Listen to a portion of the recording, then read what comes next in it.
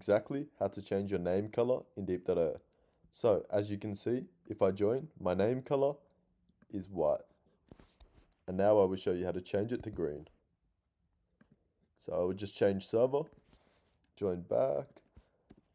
If I put this left arrow, then type green, right arrow, and I join again, you can see that my name color is now green.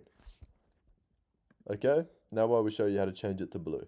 So if you want to change it to blue, you just type in blue as so, and then you join again, and as you will see, my name color is now blue. And if I wanted to change it to red, which is the third color you can change it to, I just type in red. And now, as you can see, my name color is now red. Now the last thing that I'll show you is how to change your name color to 2 different colors.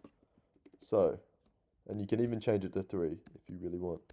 If I type in green, arrow, A, red, too many characters, red, arrow, B, blue,